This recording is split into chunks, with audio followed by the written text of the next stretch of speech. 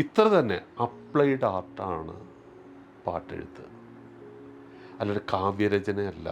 കിട്ടിയ പെന്നിൻ്റെ തിളക്കം ഭയങ്കര ത്രില്ല് തോന്നിയ, എഴുതിയപ്പോൾ അങ്ങേറ്റം ഇഷ്ടപ്പെട്ട് എഴുതിയ ഒരു വർക്കായിരുന്നു. ഞാൻ ജീവിതത്തിൽ കവിത എഴുതാത്ത മനുഷ്യനാണ്, പക്ഷേ പാട്ടുകളുടെ സൗന്ദര്യത്തിന് കവിത ആവശ്യമുണ്ട്. ശിവചേട്ടൻ്റെ എഴുത്ത് ഞാൻ ഈ അടുത്ത് വായിച്ചത് 40 കൊല്ലം കഴിഞ്ഞു എന്ന് പറയുന്നു എഴുത്തിന്. നമുക്ക് ഈ ഒരു എഴുത്തിന് ഇങ്ങനെ ഒരു 40 കൊല്ലം അല്ലെങ്കിൽ 50 കൊല്ലമായി അല്ലെങ്കിൽ 60 കൊല്ലമായി എന്ന് പറയുന്നതിനോട് ശിവചേട്ടൻ്റെ ഒരു അഭിപ്രായം എന്താ? ഇല്ല, അത് അവർ ഈ 40 വർഷം പറയുന്നതിൻ്റെ ഗാനരചനയുടെ 40-ാം വർഷം എന്നുള്ള അർത്ഥത്തിലായിരിക്കണം അവർ പറയുന്നത്. കാരണം വെച്ചാൽ എൻ്റെ അല്ലിമലക്കാവോ അല്ലെങ്കിൽ ഉപഹാരമോ അങ്ങനെയുള്ള സിനിമ ഇറങ്ങിയ, അതായത് എന്താ 1984-ലാണ് അതൊക്കെ വരുന്നത്, സിനിമ വരുന്നത്. അത് വെച്ചിട്ടാണ് അവർ 40 വർഷം കണക്കാക്കുന്നത്. എൻ്റെ എഴുത്ത് തുടങ്ങിയെന്ന് പറഞ്ഞു കഴിഞ്ഞാൽ, ഞങ്ങളൊക്കെ എഴുത്തുകാരുടെ വീടല്ലേ. നമ്മളൊക്കെ ചെറുപ്പത്തിൽ നമ്മളുടെ എൽഡേഴ്സിന് എന്താ അവരെ ഇമ്പ്രസ് ചെയ്യാൻ വേണ്ടിയിട്ട് നാച്ചുറലി നമ്മൾ എന്തെങ്കിലുമൊക്കെ എഴുതും. അങ്ങനെ എനിക്ക് തോന്നുന്നു വലിയച്ഛനെ ഇമ്പ്രസ് ചെയ്യാൻ, വലിയച്ഛനും പേര് കേട്ട് കാണും, എരൂർ വാസുദേവ്. അപ്പോൾ അദ്ദേഹത്തിനെ ഇമ്പ്രസ് ചെയ്യാൻ വേണ്ടി ഞാൻ എഴുതിയതാണ് ആദ്യത്തത്. അതെനിക്ക് തോന്നുന്നു ഞാനൊരു 8 വയസ്സൊക്കെ ഉള്ളപ്പോൾ, 3-ാം ക്ലാസ്സിലോ മറ്റോ പഠിക്കുമ്പോഴാണ് കാക്കച്ചി കാക്കച്ചി കാവതി കാക്കച്ചി എന്നൊക്കെ പറഞ്ഞിട്ട് ഒരു സാധനം എഴുതുന്നത്. അതിന് അദ്ദേഹം അന്ന് സ്വർണ്ണ നിറത്തിലുള്ള ഒരു ബാൾ പെൻ തന്നു. അപ്പോൾ അന്ന് ഇങ്ക് പെന്നേ ഉള്ളൂ, ബാൾ പെൻ വളരെ അപൂർവമായിട്ടുള്ള സാധനം. അപ്പോൾ എനിക്കത് കിട്ടുന്ന എന്താ പറയണേ, അത്രയും വലിയൊരു പ്രൈസ് നമുക്ക് ചിന്തിക്കാവുന്നതിൻ്റെ അപ്പുറമായിരുന്നു. വലിയച്ഛൻ ചെറുപ്പത്തിൽ തന്നെ മരിക്കുകയും ചെയ്തു. പിന്നെ ആ പെണ്ണ് എവിടെയെന്ന് നഷ്ടപ്പെട്ടു എന്ന് പോലും അറിയില്ല. പക്ഷേ ആ പെണ്ണിൻ്റെ തിളക്കം ഇന്നും മനസ്സിലുണ്ട്. ആദ്യത്തെ എഴുത്തിൻ്റെ തിളക്കം അല്ല, കിട്ടിയ പെണ്ണിൻ്റെ തിളക്കം. പാട്ടിനെ ഞാൻ വീണ്ടും ഒരു കണക്കിന് തിരിച്ചെടുത്ത് കുട്ടികളുടെ പാട്ടുകൾ ഇറക്കുന്ന സമയത്ത് അതിലൊരു പാട്ടായിട്ട് അതിനെ കുറച്ചും കൂടി മോഡിഫൈ ചെയ്തിട്ട്, ആകെ കൂടി എനിക്കറിയാവുന്ന എൻ്റെ ഓർമ്മയിലുണ്ടായിരുന്നത് അതിൻ്റെ ആദ്യത്തെ 2 വരികൾ കാക്കച്ചി കാക്കച്ചി കാവതി കാക്കച്ചി എന്നായിരുന്നു എന്നുള്ളത്. ആ കാസറ്റിലുള്ളൊരു പ്രത്യേകത എന്താണെന്ന് വെച്ച് കഴിഞ്ഞാൽ, അതിലെ ഒരു പാട്ട്, ഈ പാട്ടല്ല മറ്റൊരു പാട്ട് മമ്മൂട്ടി പാടിയിട്ടുണ്ട് അന്നത്തെ രഞ്ജിനിയുടെ ആ കാസറ്റിൽ. പക്ഷെ അത് ആർക്കും എനിക്ക് ആദ്യമായിട്ടാണ് ഞാൻ കേൾക്കുന്നത്. ഇല്ല, ആ കാസറ്റ് അന്ന് കാസറ്റിൻ്റെ ഒരു പ്രളയം നടക്കുന്ന കാലമായിരുന്നു. യഥാർത്ഥത്തിൽ ഞാൻ അതിനോട് അങ്ങേറ്റം താങ്ക്ഫുള്ളാണ്. കാരണം വെച്ച് കഴിഞ്ഞാൽ ആ ഒരു കാലഘട്ടമാണ് എന്നെപ്പോലെ ഒരു പാട്ടെഴുത്തുകാരനുണ്ടാക്കിയത്. മറ്റ് പല ആൾക്കാരും എന്താ പാട്ടെഴുത്തിലേക്കൊക്കെ വരുന്നത് കവിതയിൽ കൂടെയും മറ്റുമൊക്കെ ആയിരുന്നു. പക്ഷേ ഞാനൊക്കെ ഇതിലേക്ക് വരുന്നത് ഈ കാസറ്റിൻ്റെ ഒരു അണ്ടർവേൾഡ് പോലെ കൊച്ചി കഴിഞ്ഞിരുന്ന ഒരു കാലഘട്ടം ഉണ്ടായിരുന്നു. ആ കാലഘട്ടത്തിൽ എല്ലാ കാസറ്റ് ഡ്യൂപ്ലിക്കേറ്റ് ചെയ്തിരുന്ന ആൾക്കാരും സ്വന്തമായിട്ട് കമ്പനി തുടങ്ങി. ഇവർക്കെല്ലാം പാട്ടുകൾ ആവശ്യം വന്നു. അപ്പോൾ എന്നെപ്പോലെയുള്ള കവികളല്ലാത്ത ഇത്തിരി സൂത്രപ്പണിയൊക്കെ അറിയാവുന്ന എന്നെപ്പോലെയുള്ള ആളുകളെല്ലാം പാട്ടെഴുതാൻ തുടങ്ങി. ഇത്രയും കാവ്യാത്മകമായ വാക്കുകൾ അല്ലെങ്കിൽ ഇത്രയും വരികൾ എഴുതിയ ഒരാളാണ് ഈ പറയുന്നത് ഞാൻ കവിയല്ല എന്ന്. പക്ഷേ അല്ല, അതിൻ്റെ ഒരു കാര്യം എന്ന് പറഞ്ഞു കഴിഞ്ഞാൽ, ഒന്ന്, ഞാൻ ജീവിതത്തിൽ കവിത എഴുതാത്ത മനുഷ്യനാണ്, പക്ഷേ പാട്ടുകളുടെ സൗന്ദര്യത്തിന് കവിത ആവശ്യമുണ്ട്. ഇത് കൃത്യമായിട്ട് ഇപ്പോൾ ഒരു അഡ്വർടൈസ്മെൻറ്റ് പിക്ചറാണെന്നിരിക്കട്ടെ, അതിൻ്റെ അകത്ത് ഒരു പെയിൻറ്റിങ് വേണമെന്ന് ആരും ആവശ്യപ്പെടുന്നില്ല.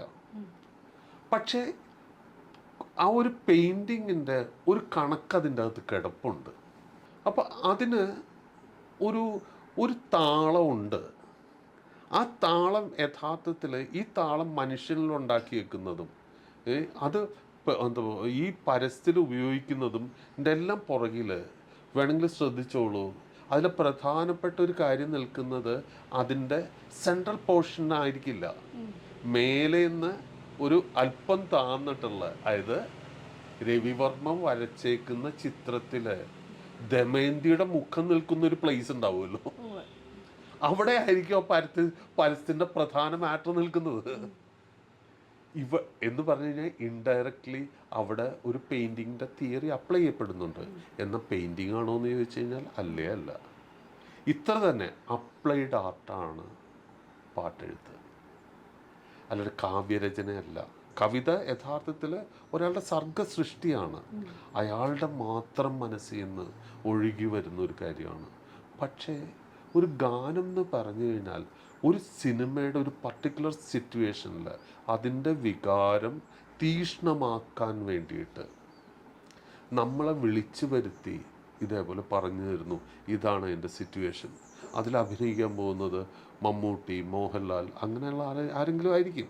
ഇവിടെ യഥാർത്ഥത്തിൽ നമ്മൾ അപ്ലൈ ചെയ്യുന്നത് ബേസിക്കലി ഒരല്പം കാവ്യബോധവും മറ്റും ഉള്ള ഒരാൾ അത് സൃഷ്ടിക്കുമ്പോൾ അതിൻ്റെ അകത്ത് കവിത വരുന്നുണ്ട്.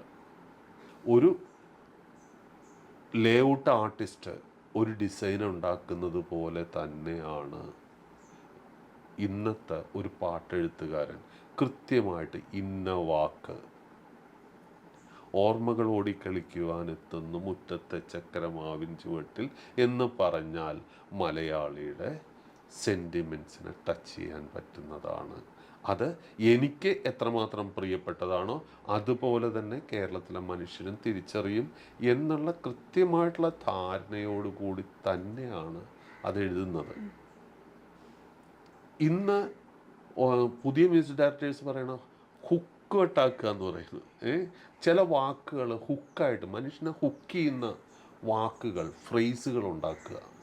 പാട്ടുകൾ മുഴുവൻ മാഞ്ഞു പോയാലും ഈ ഹുക്ക് ചെയ്തത് അവിടെ കിടക്കും. അത് കൂടുതൽ കൂടുതൽ അത് അപ്ലൈഡ് ആർട്ടിലേക്ക് വന്നുകൊണ്ടിരിക്കുന്നു എന്നുള്ളതാണ്. പക്ഷേ ശിവചേട്ടന് ഈ പരസ്യ വിഭാഗവുമായി പ്രവർത്തിച്ച പരിചയം കൊണ്ടായിരിക്കും. പക്ഷെ നമ്മൾക്ക് അങ്ങനെ നോക്കുമ്പോൾ അങ്ങനെ നിങ്ങൾക്ക് തോന്നാൻ പാടില്ലല്ലോ. കേൾക്കുന്ന ഒരാൾക്ക് ഒരു പരസ്യം എഴുതുന്ന രീതിയിലാണ് ഞാനിത് കൈകാര്യം ചെയ്യുന്നതെന്ന് നിങ്ങൾക്ക് തോന്നിപ്പിക്കാതിരിക്കുന്നിടത്താണ് എൻ്റെ വിജയം. ഒരു കവിതാശകലമായിട്ട് നിങ്ങൾക്ക് ഫീൽ ചെയ്യിക്കുക എന്നുള്ളതാണ് എൻ്റെ ജോലി അവിടെ. അത് ആവശ്യപ്പെടുന്നിടത്ത്, അതെല്ലായിടത്തും അതങ്ങനെ തന്നെയല്ല. ഞാനത് ബാഗി ജീൻസ് എഴുതുമ്പോൾ അതിൻ്റെ ടെക്നിക്ക് വേറെയാണ്. അവിടെ ആ കവിത അല്ല വർക്കൗട്ട് ആവുന്നത്. ഇപ്പോൾ പച്ചമാങ്ങ ഇപ്പോൾ ഹുക്ക് ലൈൻ എല്ലാവരും പറയുന്നു, പച്ചമാങ്ങ എത്ര കാലം മുൻപുണ്ടാക്കിയതാണ്. യഥാർത്ഥത്തിൽ ആ പാട്ട് തുടങ്ങുന്നത് കുറുക്കുമൊഴി കുറുബിപ്പെണ്ണേ എൻ കണ്ണേ, അതായത് എൻ്റെ ഈ സ്റ്റൈലല്ലേ, സ്റ്റൈലിനൊത്ത ഫിഗറല്ലേ, ഇതൊക്കെ കഴിഞ്ഞിട്ടാണ് ഈ പച്ചമാങ്ങ വരുന്നത്. പക്ഷേ ഹുക്ക് ചെയ്തത് പച്ചമാങ്ങ എന്നുള്ള വാക്കാണ്. അപ്പോൾ ഇപ്പോഴത്തെ ഹുക്ക് നമ്മൾ എന്നേ ഉണ്ടാക്കി. അത് പക്ഷേ ശിവചേട്ടനൊക്കെ എഴുതുന്ന കാലത്ത് അങ്ങനെ പറയുന്നില്ലല്ലോ. ഇല്ല, പറയുന്നില്ലെങ്കിലും ഈ തിയറി അവിടെ ഉണ്ടായിരുന്നു എന്നുള്ളതാണ്. ആ പാറ്റേൺ അതിനു മുൻപും വന്നിട്ടുണ്ടെന്ന് പറഞ്ഞെന്ന് മാത്രമേ ഉള്ളൂ. അത് കണ്ടിട്ട് ഇവരുണ്ടാക്കുന്നോ ഇതൊന്നും അങ്ങനെയൊന്നും അർത്ഥമില്ല. അതിങ്ങനെ മാറുന്ന ട്രെൻഡിൽ നിന്ന് ചിലവരുടെ നിരീക്ഷണങ്ങളിൽ നിന്ന് ഇങ്ങനെയാണെങ്കിൽ നമ്മളെന്താ ചെയ്യുക, രണ്ട് ഹിറ്റായിട്ടുള്ള കുറേ പാട്ടുകൾ വരുമ്പോൾ എല്ലാവരും ആവശ്യപ്പെടുന്നത് എന്തായിരിക്കും, അതുപോലൊരു പാട്ട് വേണം. അല്ല, അത് ഇപ്പോൾ ശിവചേട്ടൻ പറഞ്ഞ പോലെ ഇങ്ങനെ ട്യൂണിനനുസരിച്ച് നമ്മൾ പാട്ട് എഴുതുന്നു, അല്ലെങ്കിൽ സംവിധായകൻ്റെ ഒരു ആഗ്രഹത്തിനനുസരിച്ച് നമ്മൾ പാട്ട് എഴുതുന്നു. അപ്പോൾ അങ്ങനെ അല്ലാണ്ട് ശിവചേട്ടൻ എഴുതിയ പാട്ടുകൾ ഉണ്ടാവില്ലേ? വളരെ അപൂർവമായിട്ട്. ഒന്നാമത് ഞാൻ വെറുതെ ഇരുന്ന് എൻ്റെ ആത്മസംതൃപ്തിക്ക് വേണ്ടിയിട്ടൊരു സാധനം എഴുതാറില്ല. വളരെ അപൂർവം വർക്കുകൾ അങ്ങനെ ചില ഒത്തു കിട്ടാറുണ്ട്. ഇപ്പോൾ ടി പത്മനാഭൻ്റെ വർക്ക്, ഇപ്പം നളിന ഗാന്ധി, സുഷ്മേഷ് വന്നിട്ട് എൻ്റെ അടുത്ത് പറയുന്നു, ശിവട്ട നമുക്ക് ടി പത്മനാഭൻ്റെ ഡോക്യുമെൻ്ററിയുടെ, അന്ന് ആദ്യം ചിന്തിക്കുന്നത് ഡോക്യുമെൻ്ററി മാത്രമാണ്, ഫിക്ഷനൊക്കെ പിന്നീടാണ് ആഡ് ഓൺ ആയത്. നമുക്ക് ഇതിൻ്റെ പശ്ചാത്തലത്തിൽ ഒരു റീ റെക്കോർഡിങ്ങിന് പകരം കുറച്ച് കവിതകളായാലോ. ഞാൻ പറഞ്ഞു നല്ല തോട്ട്. അപ്പോൾ ഞാനപ്പോൾ വീണ്ടും പത്മനാഭനിലൂടെ സഞ്ചരിക്കാൻ തുടങ്ങി. അപ്പോൾ അതൊരു വളരെ റിഫ്രഷിങ്ങും ഒപ്പം തന്നെ ഒരു കാലഘട്ടത്തിൻ്റെ പിന്നിലേക്കുള്ള ഒരു സഞ്ചാരമായിരുന്നു. അപ്പം ഞാൻ നോക്കുമ്പോൾ ഞാൻ ജനിക്കുന്നതിന് മുൻപ് തന്നെ, ഞാൻ പോലും ജനിക്കുന്നതിന് മുൻപ് ടി പത്മനാഭൻ കഥ എഴുതി തുടങ്ങിയിരിക്കുന്നു. പിന്നീട് നമ്മൾ പല കാലങ്ങളിൽ വായിച്ചിട്ടുള്ള ഇങ്ങനെ കഥകൾ. അപ്പോൾ ഇതിനെല്ലാം അപ്പം ഞാൻ പറഞ്ഞു ഇത് ഫുൾ സോങ് വേണ്ട, ചെറിയ ചെറിയ ചെറിയ ചെറിയ കവിതകൾ പോലെ. അപ്പോൾ എൻ്റെ പിന്നെ അത് ഏത് ഫോമാറ്റ് വേണം എന്നുള്ളതായി. അപ്പോഴാണ് എൻ്റെ മുൻപിലേക്ക് ജാപ്പനീസ് ഹൈക്കു ഒക്കെ വരുന്നത്. ജപ്പാൻ്റെ ചെറിയ ചെറിയ കവിതകളുണ്ട്. അങ്ങനെ അതിൻ്റെ അകത്ത് പത്മനാഭനെ പറ്റി, അദ്ദേഹത്തിൻ്റെ കഥകളെപ്പറ്റി എല്ലാം ഞാനിങ്ങനെ വെറുതെ എഴുതാൻ തുടങ്ങി. വളരെ അപൂർവമായിട്ട് മാത്രം കിട്ടുന്ന ഒരു ചാൻസ് ആണത്. കാരണം അത് അത്തരം ഒരു വർക്കായത് കൊണ്ടിട്ട്. അപ്പം ഞാൻ ഓരോ ദിവസവും ഏതെങ്കിലും പത്മനാഭൻ്റെ കഥ വായിക്കും. അപ്പം ഫീൽ ചെയ്യുന്ന ഒരു കാര്യം ഉടനെ എഴുതിയിടും. ഇങ്ങനെ എഴുതിയിട്ട് ഏകദേശം ഒരു മാസം കഴിഞ്ഞപ്പോഴേക്കും ഒരു ഫുൾ ബുക്ക് ഇത്തരത്തിലുള്ള എഴുത്തുകളായിട്ട് മാറി. അതിൻ്റെ അകത്തുനിന്ന് കുറച്ചെണ്ണം മാത്രം എടുത്തിട്ടാണ് പിന്നീട് സിനിമയ്ക്ക് ഉപയോഗിച്ചത്. ടി പത്മനാഭൻ എന്ന എഴുത്തുകാരൻ ലോകത്തിൻ്റെ മുൻപിൽ കാണുന്ന മുഴുവൻ ഭയങ്കര മൊരടനായിട്ടുള്ള മനുഷ്യനായിട്ടാണ്. അതൊന്നുമല്ല പപ്പേട്ടൻ എങ്കിൽ പോലും. അപ്പോൾ ഞാൻ ആദ്യം എഴുതിയത് ഇദ്ദേഹത്തിനൊന്ന് ഡിഫൈൻ ചെയ്യാൻ എന്താണ് പറ്റുക. ഞാൻ പറഞ്ഞു, ഒരു കുഞ്ഞു കിളി പോലും വന്നിരിക്കാത്ത കുന്തിരിക്കത്തിൻ്റെ വൃക്ഷം. കുന്തിരിക്കം സുഗന്ധമാണ്, പക്ഷെ കുന്തിരിക്കത്തിൻ്റെ മരത്തിൽ ഒരൊറ്റ കിളി പോലും വന്നിരിക്കില്ല. ഞാൻ അത് എഴുതിയ ശേഷം ഞാൻ പോയിട്ടായിട്ടുള്ള വിജയലക്ഷ്മിയെ അയച്ചു കൊടുത്തു. അപ്പോൾ വിജയലക്ഷ്മി എൻ്റെ അടുത്ത് പറഞ്ഞു, ഇതിനപ്പുറത്തേക്ക് ഡിഫൈൻ ചെയ്യാനില്ല.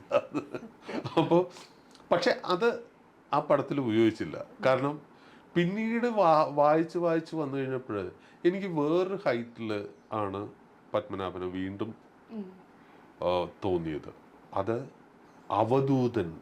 അവധൂതമേഘം എന്ന് പറയുന്നൊരു കോൺസെപ്റ്റായിരുന്നു.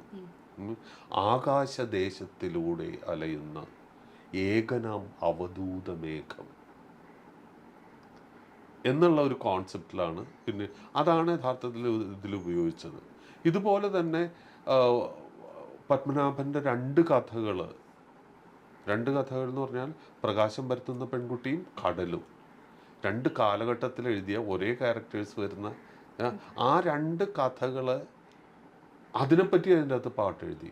അതെന്ന് പറഞ്ഞു കഴിഞ്ഞാൽ സാന്ധ്യമേഘങ്ങൾ നടന്നു പോകാറുള്ള നീലക്കടലിനും ഇപ്പുറം പോയ പകലിനെ പറ്റി പറഞ്ഞ് ഒരു സായന്തനം നാം ചിലവഴിച്ചു.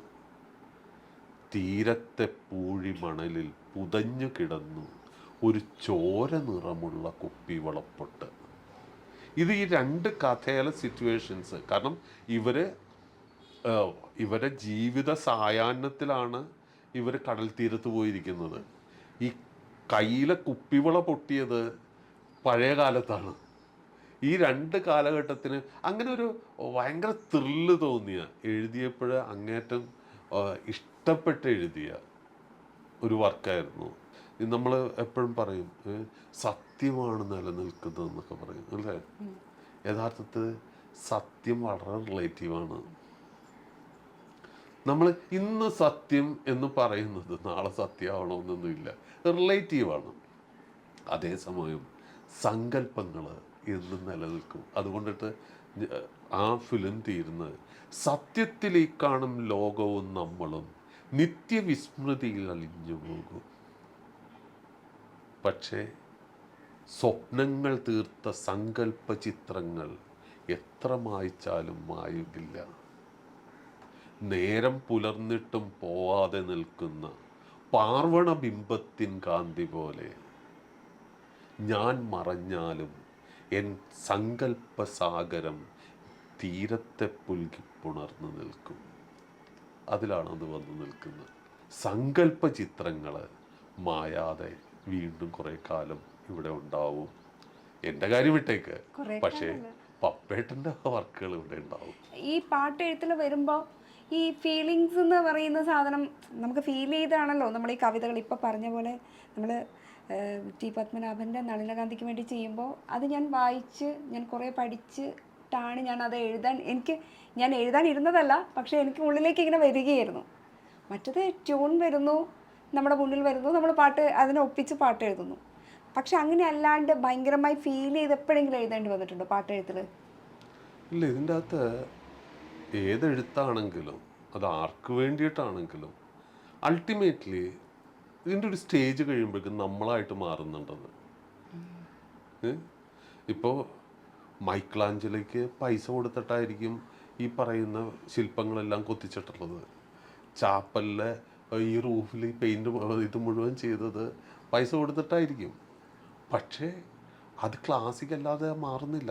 ലോകത്തിലുണ്ടായിരിക്കുന്ന പല ക്ലാസിക്കുകളും ഇപ്പോൾ ദസ്തവിസ്കിയുടെ നോവലുകൾ, ദസ്തവിസ്കിയുടെ ലൈഫ് നോക്കിക്കോളൂ. കയ്യിൽ കാശ് കിട്ടിക്കഴിഞ്ഞാൽ ഏതെങ്കിലും ചൂതാട്ട കേന്ദ്രങ്ങളിൽ പോയിട്ട് ചൂത് കളിച്ച് അത് മുഴുവൻ ചൂത് കളിച്ച് കളയുക. ഇതെല്ലാം കഴിഞ്ഞിട്ട് കഴിയുന്നത്ര പബ്ലിഷേഴ്സിൻ്റെ അടുത്ത് മേടിക്കാനുള്ള കാശ് മുഴുവൻ മേടിക്കും. ഇനി ഒരു നിമിഷം മുന്നോട്ട് പോകാൻ പറ്റാണ്ടാവുമ്പോഴാണ് വന്നിരുന്ന് കുത്തിയിരുന്ന് എന്ന് പറഞ്ഞാൽ ആ പൈസയ്ക്ക് പകരം കൊടുക്കാൻ എന്തെങ്കിലും എഴുതി കൊടുത്തേ പറ്റുള്ളൂ. പക്ഷേ അത് അങ്ങനെ എഴുതിയതാണെങ്കിൽ ഏതെങ്കിലും നോവലെന്ന് പറയാൻ പറ്റുമോ? എഴുതാനിരിക്കുമ്പോൾ പിന്നെ ഇതൊന്നുമില്ല. നമ്മൾ മാത്രമേ ഉള്ളൂ, നമ്മളുടെ അനുഭവങ്ങൾ മാത്രമേ ഉള്ളൂ. അതെല്ലാ എഴുത്തുകാർക്കും അങ്ങനെ തന്നെ ആയിരിക്കും. ശിബിച്ചേട്ടൻ പറയുന്നത് എന്നെ ഒരു കവിയായി കാണണ്ട, അല്ലെങ്കിൽ എൻ്റെ എഴുത്തുകൾ ഇവിടെ എൽക്കാലം നിലനിൽക്കണം എന്നില്ല, അത് മായ്ച്ചു കളഞ്ഞിട്ട് മറ്റൊരാൾക്ക് പാതയൊരുക്കാനാണ് ഞാൻ ആഗ്രഹിക്കുന്നത്. അതെന്തുകൊണ്ടാണ് അങ്ങനെ ഒരു ജീവിതം കുറേ കണ്ടതുകൊണ്ടാണോ? അതായത് ഈ നിറകുടം തുളുമ്പില്ല എന്നൊക്കെ പറയുന്ന പോലത്തെ എന്തെങ്കിലും ആണോ? അങ്ങനെയൊന്നും മഹത്വവൽക്കരിക്കേണ്ടതിന് അങ്ങനെ ഒരു മഹത്വം അതിനില്ല. ഒറ്റ കാര്യമുള്ളൂ. ഒന്ന്, ഇതൊന്നും മഹത്തരമായിട്ടുള്ള വർക്കാണ് എന്ന് എനിക്ക് തോന്നിയിട്ടില്ല. അത് ആദ്യത്തെ കാര്യം. രണ്ടാമത്തെ ഒരു കാര്യം എന്ന് പറഞ്ഞു കഴിഞ്ഞാൽ പലപ്പോഴും ഞാനത് പറഞ്ഞത് ഒരു പർട്ടിക്കുലർ സിറ്റുവേഷനിലാണ് ഞാനത് പറഞ്ഞത്. എൻ്റെ ഇൻ്റർവ്യൂ എടുക്കാൻ വേണ്ടി ഒരാൾ വന്നപ്പോൾ അന്നൊന്നും ഞാൻ ഒട്ടും ഇൻ്റർവ്യൂ കൊടുക്കില്ല. ഇപ്പോഴാണ് പിന്നെയും. ആദ്യകാലങ്ങളിൽ എൻ്റെ ഫോട്ടോഗ്രാഫ് പോലും എവിടെയും വരാതിരിക്കാൻ ഞാൻ ഒരുപാട് ശ്രമിച്ചിരുന്നു.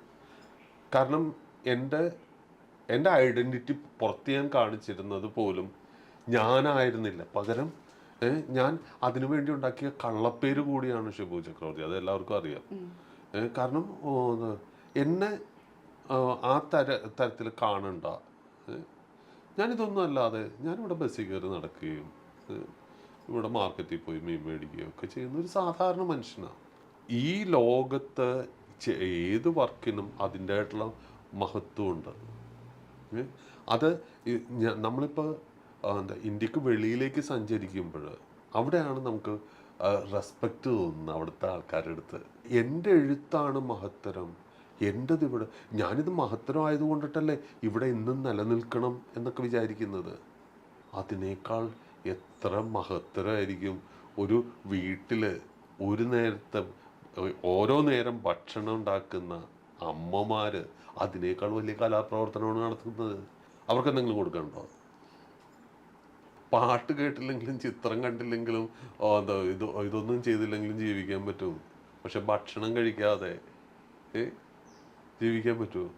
അപ്പോൾ ഏറ്റവും പ്രധാനപ്പെട്ട ഒരു കലയാണ് ഈ കുക്കിംഗ്. അങ്ങനെ എല്ലാവർക്കും പറ്റുന്നതല്ലല്ലോ എഴുത്ത്. അല്ല, നന്നായിട്ട് കുക്ക് ചെയ്യുന്നത് എല്ലാവർക്കും പറ്റുന്നതല്ലല്ലോ. കവിത എഴുതുന്നതല്ല ക്രിയേറ്റിവിറ്റി, പടം വരക്കുന്നതല്ല ക്രിയേറ്റിവിറ്റി.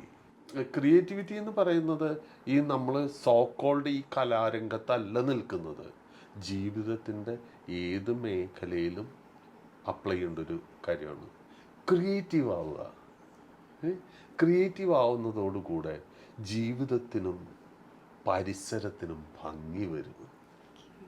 ഈ ക്രിയേറ്റിവിറ്റിയെ കുറിച്ച് പറഞ്ഞപ്പോഴാണ് എനിക്ക് ചോദ്യം, ശിവചേട്ടൻ ഇപ്പോൾ ഈ പാട്ടെഴുത്താണോ തുടർന്നുകൊണ്ടിരിക്കുന്ന? മറ്റെന്തെങ്കിലും എഴുത്ത് വഴികളുണ്ടോ? പുസ്തകം, രചന, മറ്റേ? ഞാൻ ഒരു നിവൃത്തി ഉണ്ടെങ്കിൽ എഴുതാത്ത ഒരാളാണ്. അതാണ് സത്യം. ലോകത്തിലെ ലോകത്തിൽ ഇത്രമാത്രം മടിയനായിട്ടുള്ള ഒരു മനുഷ്യൻ ഉണ്ടാവുമെന്ന് എനിക്കറിയില്ല. അങ്ങനെ മടി പിടിച്ച് ഇത്ര പ്രായമായി എന്ന് ഒഴിച്ചു കഴിഞ്ഞാൽ, അതുകൊണ്ടിട്ട് ഇതിൽ ഏറ്റവും പ്രധാനപ്പെട്ട കാര്യം ഈ എന്താ കയ്യിൽ കിട്ടിയേക്കുന്ന ഇത്തിരി അക്ഷരങ്ങൾ, ഇത്തിരി ടാലൻറ്റ് അധികം എടുത്ത് ഉപയോഗിക്കാത്തത് കൊണ്ടിട്ട് അത് പറ്റാത്തതായിരിക്കാൻ കാരണം. അധികം എടുത്ത് ഉപയോഗിച്ചിരുന്നെങ്കിൽ പക്ഷേ പണ്ടേ പറ്റിപ്പോകും. വളരെ സൂക്ഷിച്ച് ഉപയോഗിക്കുന്ന വളരെ കുറച്ച് മാത്രമേ അന്ന് എഴുതിയിട്ടുള്ളൂ, ഇന്നും എഴുതുന്നുള്ളൂ. പാട്ടുകളല്ലാണ്ട് ശിവചേട്ടൻ്റെ തിരക്കഥകളുണ്ട്. ഒരു സാധാരണക്കാരന് വളരെ ഇഷ്ടപ്പെടുന്ന സിനിമകളായിരുന്നു എല്ലാം. പലതും ശിവചേട്ടൻ്റെ തിരക്കഥകളിൽ പലതും വളരെ റിസർച്ച് വർക്ക് ആവശ്യമുള്ള കുറേ സിനിമകളുണ്ട്. ഇപ്പോൾ അഥർവാണെങ്കിലും നമ്മുടെ നായർ സാബ് പോലെയോ അല്ലെങ്കിൽ സൈന്യം പോലെയുള്ള സിനിമകളാണെങ്കിലും, കാരണം നമ്മൾ എപ്പോഴും കണ്ടു പരിചയിക്കുന്ന കാര്യങ്ങളല്ലല്ലോ ഇതൊന്നും. അഥർവം എന്ന സിനിമ പറയുമ്പോൾ തന്നെ ആ ഒരു സബ്ജക്റ്റ് എടുക്കുന്നു, അതിൽ ഇത്രയും ഭംഗിയായിട്ട് ചെയ്യുന്നു. അപ്പോൾ അതിന് വേണ്ടി വന്ന ഒരു റിസർച്ച് ഭയങ്കരമായിരിക്കില്ലേ, കുറേ കാലം വേണ്ടി വന്നിട്ടുണ്ടാവില്ലേ? അതോ ഇതിനെക്കുറിച്ച് നന്നായിട്ട് നേരത്തെ വായിച്ചറിഞ്ഞ ഒരു പരിചയമാണോ? എങ്ങനെയായിരുന്നു ശിവചേട്ടൻ്റെ ഒരു? യഥാർത്ഥത്തിൽ ഈ പറയുന്ന വലിയ റിസർച്ചൊന്നും അതിൻ്റെ പുറകിലില്ല. പക്ഷേ ഒരു സാധാരണ വ്യൂവർ അതിലേക്ക് നോക്കുമ്പോഴേക്കും ഒരുപാട് റിസർച്ച് നടന്നിട്ടുള്ളതായിട്ട് തോന്നും.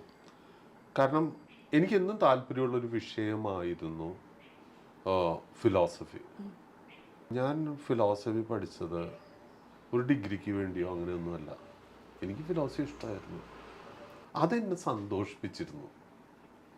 ആ സന്തോഷം കോളേജ് ചേർന്ന് കഴിഞ്ഞപ്പോൾ നമുക്ക് മനസ്സിലായി ഇതിവിടെ നിന്ന് കിട്ടാൻ പോകുന്നില്ല എന്ന്. കാരണം അവിടെ വന്നപ്പോൾ സിലബസായി, അതിന് കണക്കുകളായി, ഇതൊക്കെ വന്നു കഴിഞ്ഞപ്പോഴേക്കും ഇതിൻ്റെ ആ ഒരു ചാം കംപ്ലീറ്റ് നഷ്ടപ്പെട്ടു. അന്ന് കൂടെ കിട്ടിയതായിരുന്നു രാമേന്ദ്രൻ, പ്രൊഫസർ രാമേന്ദ്രൻ സാറ്.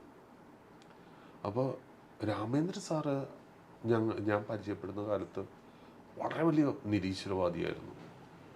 അപ്പോൾ നമ്മൾ പെട്ടെന്ന് അതിനോട് ഐക്യപ്പെട്ടു. സാറ് എവിടെയൊക്കെ പ്രസംഗിക്കാൻ പോകുന്ന അവിടെ പോവുക, സാറിൻ്റെ പ്രസംഗത്തിന് കൈയടിക്കുക, ഇങ്ങനെ. അപ്പോൾ അവിടെ എന്താ പറയണ, റിലീജിയസ് കോൺഫറൻസിനൊക്കെ പോയിട്ട് സന്യാസിമാർ കള്ളന്മാരാണെന്നൊക്കെ പ്രസംഗിക്കുക, കള്ളക്കടത്തുകാരാണ് കള്ളന്മാരാണെന്നൊക്കെ പ്രസംഗിക്കുമ്പോൾ നമ്മളൊക്കെ കയറ്റുന്ന കൈയടിക്കുക. ഇങ്ങനെ സാറിൻ്റെ പുറകെ തൂങ്ങി നടക്കലായിരുന്നു നമ്മുടെ പരിപാടി. പക്ഷേ ഒരു ദിവസം സാറിന് കാണാതായ സാറിനെ പറ്റി പിന്നീട് പത്രത്തിലാണ് വായിക്കുന്നത്. മഹാരാജ് കോളേജിലെ ഫിലോസഫിയുടെ പ്രൊഫസർ രാമേന്ദ്രൻ നായർ ഗംഗയിൽ പോയി മുങ്ങി സന്യാസിയായിരുന്നു. നമ്മളെല്ലാം കയ്യിൽ നിന്ന് പോയി. സാറ് തിരിച്ചു വന്നപ്പോഴോടുകൂടി നമ്മൾ സാറിന് മൈൻഡ് ചെയ്യാതായി. സാറ് കാവ്യമൊക്കെ കൊടുത്ത് വന്ന് പ്രൊഫസറുടെ റൂമിലിരിക്കുക. നമുക്കിങ്ങനെ കളി എന്ന് പറഞ്ഞാൽ പിള്ളേർ കംപ്ലീറ്റ് സാറിനെ കളിയാക്കാൻ പറ്റില്ലല്ലോ, നമ്മളെയൊക്കെയാണ് കളിയാക്കുന്നത്, ഇതിനൊക്കെ വേണോടാ എന്നൊക്കെയുള്ള. ഒരു ദിവസം സാറൊരു കുറിപ്പ് കൊടുത്തു വിട്ടു പിയൂണിൻ്റെ അടുത്ത്, എനിക്കൊന്ന് കാണണം വരുമെന്ന്. അങ്ങനെ ഇഷ്ടമില്ലാതെ സാറിൻ്റെ ക്യാബിനിൽ ചെന്ന് കഴിഞ്ഞപ്പോൾ സാറ് പറഞ്ഞു, നിൻ്റെ മാനസികാവസ്ഥ എന്താണ് എന്നുള്ളത് എനിക്ക് മനസ്സിലാവും. ഇത്രയും കാലം അതിനെതിരായിട്ട് സംസാരിച്ച് നടന്നില്ലേ, എത്രയും യുഗങ്ങളായിട്ട് ഈ ആധ്യാത്മിക മാർഗത്തിൽ സഞ്ചരിച്ചേക്കണ ഒരുപാട് പേരുണ്ടല്ലോ, അതൊന്നും അന്വേഷിക്കണ്ടേ? അത് അന്വേഷിക്കാൻ വേണ്ടി ഞാൻ എടുത്തിട്ടൊരു യൂണിഫോം മാത്രമാണ്. ആ ഒരു വഴിയെപ്പറ്റി നിനക്ക് പറഞ്ഞു തരാം, നിനക്ക് താല്പര്യമുണ്ടെങ്കിൽ. അങ്ങനെ സാറിൻ്റെ കീഴിൽ ഗീത മാത്രം പഠിച്ചു. ഇദ്ദേഹം ഇത് കഴിഞ്ഞിട്ട് ഇതെല്ലാം ഉപേക്ഷിച്ചു, റിട്ടയറായി. ഇതെല്ലാം കഴിഞ്ഞ് ഓച്ചിറ അമ്പലത്തിൽ, അവിടെ അമ്പലമല്ലല്ലോ, ആൽച്ചോട്ടിൽ അവിടെ കഴിഞ്ഞു. ഈ ഓച്ചിറ അമ്പലത്തിൻ്റെ അവിടെ ഏതൊരു ലോഡ്ജിലാണ് താമസിച്ചു കുറേ കാലം. ഒരു റോഡ് ആക്സിഡൻറ്റിൽ മരിക്കുകയും ചെയ്തു. അപ്പോൾ ഞാനിപ്പോൾ ഇദ്ദേഹത്തിൻ്റെ ഒരു ലൈഫിനെ പറ്റി എൻ്റെ ഡയറിയിൽ ഇങ്ങനെ കുറിച്ചിട്ടിരുന്നു. അപ്പോൾ അത് ഇദ്ദേഹത്തിൻ്റെ ലൈഫിനെ പറ്റിയല്ല, ഒരു ക്യാരക്ടറായിട്ടാണ് ഞാൻ എഴുതിയിരുന്നത്. അതായത് ഒരു താന്ത്രിക് ഫിലോസഫിയിലേക്ക് അട്രാക്റ്റഡ് ആവുന്ന ഒരാൾ, അപ്പോൾ ഇയാളുടെ ഏതോ റൂട്ടിൽ ഒരു പുള്ളുവത്തിയുണ്ട്, കളം വരച്ച് സർപ്പം പാട്ട് പാടുന്ന. അതിൻ്റെ അകത്ത് ഈ കളം വരക്കലിലൊക്കെ ഈ ഒരു താന്ത്രിക് പെയിൻറ്റിങ്ങിൻ്റെ ഒരു പ്രാകൃത ഒരു ഇത് കിടക്കുന്നു. അപ്പോൾ അത്തരം കട്ട് കളേഴ്സ് അതിങ്ങനെയൊക്കെയുള്ള ഈ ഒരു ഇത് വെച്ചിട്ട് ഒരു താന്ത്രിക് റൂട്ടിൽ നിന്ന് ഒരാൾ വരികയാണെങ്കിൽ എങ്ങനെയായിരിക്കും എന്ന് പറഞ്ഞിട്ട് എഴുതിയിട്ട ഒരു ഷോർട്ട് സ്റ്റോറി പിന്നീട് ഡെവലപ്പ് ചെയ്താണ് അഥർവമായത്. അപ്പോൾ അതിൻ്റെ റൂട്ട് തന്നെ അങ്ങനെയായിരുന്നു. അതുകൊണ്ടിട്ട് തന്നെ ആ റൂട്ടിൽ എനിക്ക് വർക്ക് ചെയ്യാൻ വലിയ ബുദ്ധിമുട്ടുകളൊന്നും ഉണ്ടായിരുന്നില്ല. അന്നൊക്കെ MA പഠിക്കുന്ന സമയത്ത് നമ്മൾ ഏകദേശം സിനിമയിലെത്തി, ശ്യാമയൊക്കെ വന്ന സമയമാണ്. പോരാത്തതിന് ഗായത്രി ആർട്ടിസ്റ്റ് ആൻഡ് ഡിസൈനേഴ്സ് നല്ല തിരക്കായി കഴിഞ്ഞിരുന്നു. ഈ മനുവങ്കിളിന് അവാർഡ് കിട്ടുമ്പോൾ എന്താ തോന്നിയത് ശിവചേട്ടന്? കാരണം അങ്ങനെ ഒരു അവാർഡ് പ്രതീക്ഷിച്ചിട്ടായിരിക്കില്ലല്ലോ ആ സിനിമ. അങ്ങനെ ഒരു സിനിമയായിട്ട് നമുക്ക് പുറത്തുനിന്ന് നോക്കുമ്പോൾ നമ്മളൊരു അല്ല, നമ്മളതൊന്നും ഒരിക്കലും ഒരു പ്രതീക്ഷിച്ചതല്ല. പ്രതീക്ഷിക്കാതെ കിട്ടി. നാച്ചുറലി നമ്മൾ ചെയ്തൊരു വർക്കിന് അവാർഡ് കിട്ടുമ്പോഴുള്ള. പക്ഷേ ഞങ്ങൾക്ക് ആ അവാർഡിൻ്റെ അത് കാരണം വെച്ചാൽ അവാർഡ് വാങ്ങിക്കേണ്ട ഡെന്നീസ് അത് വാങ്ങിക്കാനേ പോയില്ല. കാരണം വെച്ചാൽ ഡെന്നീസ് ഞാനിവരെക്കെല്ലാം വളരെ ജൂനിയറാണ്. അപ്പോൾ ഡെന്നീസിനൊക്കെ ഒരു ടിപ്പിക്കൽ സെറ്റിംഗ് ഉണ്ടായിരുന്നു മാനസികമായിട്ട്. അതായത് സ്റ്റേജിൽ കയറില്ല, സംസാരിക്കില്ല. ഇപ്പോൾ ജോർജ് സാറിന് കണ്ടിട്ടില്ലേ, അങ്ങനെയൊന്നും ചെയ്യില്ലല്ലോ. അപ്പം അതാണ് ശരി എന്നുള്ള ഒരു തോന്നലോട് കൂടിയാണ് നമ്മളെല്ലാം കഴിഞ്ഞിരുന്നത്. ബേസിക്കലി ഉള്ളിൻ്റെ ഉള്ളിൽ അങ്ങേറ്റം ഇൻട്രവേർട്ടായിട്ടുള്ളൊരു മനുഷ്യനായിരുന്നു ഞാൻ.